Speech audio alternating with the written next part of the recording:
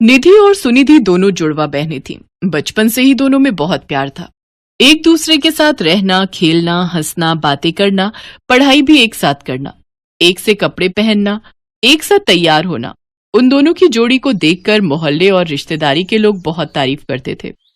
पर स्कूल में उन दोनों को लेकर थोड़ी परेशानी चल रही थी, जिसके लिए उनकी क्लास टीचर उनके पेरेंट्स से बात करना चाहती थी। निधि, सुनिधि, कल पेरेंट्स टीचर मीटिंग है तो अपने मम्मी पापा को बोल देना।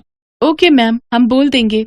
निधि और सुनिधि दोनों स्कूल के गेट से बाहर आ जाते हैं, पर सुनिधि निधि से कहती है, निधि, तुम मम्मी पापा को पेरेंट्स मीटिंग के बारे में बिल्कुल भी मत बताना। मुझे पता है मैम मम्मी पापा से हमारी क्लास अलग करने की बात कहेंगी। हाँ, तुम ठीक कह रही हो, ये तो मैंने सोचा ही नहीं। अगर हम दोनों की क्लास अलग अलग हो गई तो हम दोनों अलग हो जाएंगे। ठीक है, मैं मम्मी पापा को कुछ नहीं कहूंगी और तुम भी मत कहना। निधि और सुनिधि अपने मम्मी पापा को टीचर पेरेंट्स मीटिंग के बारे में नहीं बताती, पर एक दिन उनकी क्लास टीचर उनकी मम्मी को मार्केट में मिल जाती है और पेरेंट्स मीटिंग की बात करती हैं।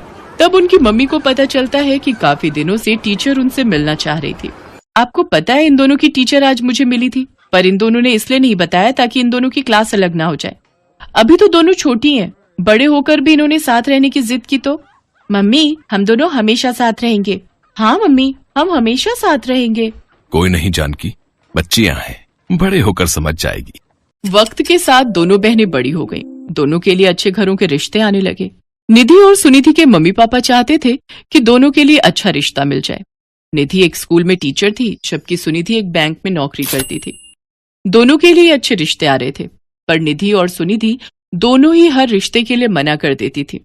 क्या हुआ निधि? लड़का बहुत अच्छा था, फिर तुमने रिश्ते के लिए मना क्यों कर दिया बेटिया? बस ऐसे ही, वो मुझे अच्छा नहीं लगा। मैं सब जानता हूँ, ये तुम दोनों की चाल है, इसलिए तुम दोनों हर रिश्ता मना कर देती हो। ऐसे कैसे चलेगा जी? आप इन दोनों के लिए रिश्ते लाते रहोगे, दोनों मना करती रहेंगी। हेलो जी, बोलिए जी। ओह, थैंक यू सो मच, आपने मेरी बहुत बड़ी मदद कर दी। मैं आपसे कल मॉर्निंग में बस स्टॉप पर मिलती हूँ जी। Okay okay. क्या हुआ निधि, तुम इतनी खुश क्यों हो गई? किसका फोन था? अरे, आज सुबह बस स्टॉप पर मेरा पर्स गिर गया था। मैं जल्दी में थी, मैंने ध्यान नहीं दिया, और यहाँ घर आई तो ये सब हो गया, तो मैं तुम्हें बताना ही भूल गई। वो मेरा पर्स एक है जिनका नाम सौरभ है, उनको मिल गया है।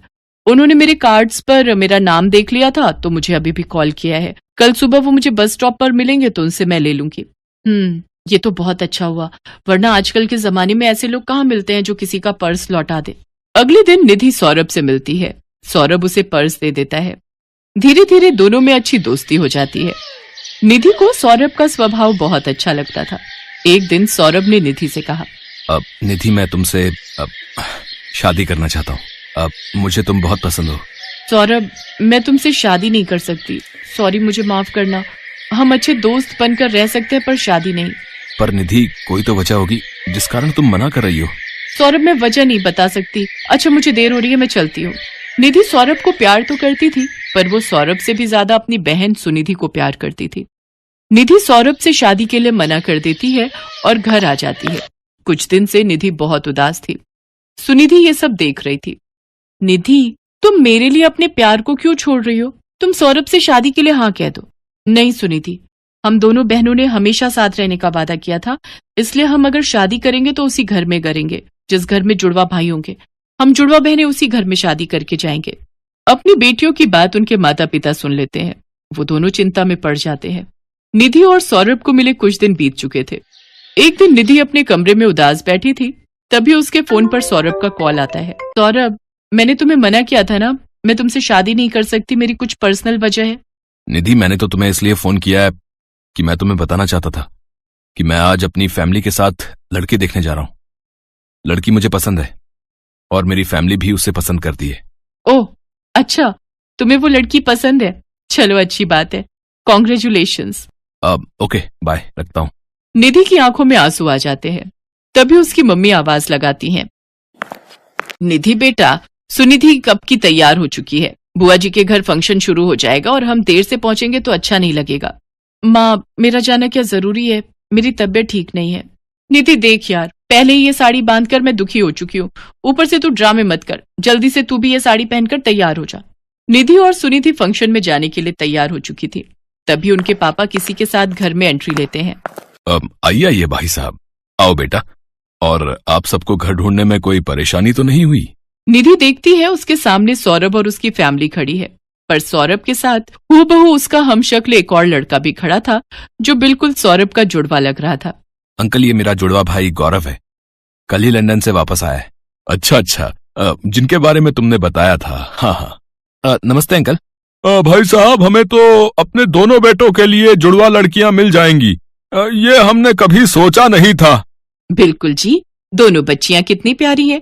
सौरभ बेटा, इनमें से निधि कौन है, मिलवा दो। अब तक निधि और सुनिधि कुछ भी नहीं समझ पा रही थी। बुआ जी के घर फंक्शन में जाना तो एक बहाना था, और सौरभ ने जो फोन किया था कि वो लड़की देखने जा रहा है, सच तो ये था कि वो लड़की निधि ही थी। निधि सुनिधि के पिता सब कुछ बताते हैं। एक दिन निधि के फोन पर सौरभ का फोन आया था। उस समय निधि वहां नहीं थी। निधि के पापा ने सौरभ का फोन उठा लिया था, तब इस बारे में कि निधि और सुनिधि जुड़वा बहनें हैं और वो जुड़वा भाइयों से ही शादी करना चाहती हैं। सौरभ को इस बारे में पता चला, और चांस की बात यह थी कि सौरभ और गौरव भी जुड़वा भाई थे। पर सौरभ और गौरव ने ऐसा नहीं सोचा था कि वो दोनों जुड़वा बहनों से शादी कर पाएंगे, पर शायद उन दोनों के संजोग ऐसे ही लिखे थे।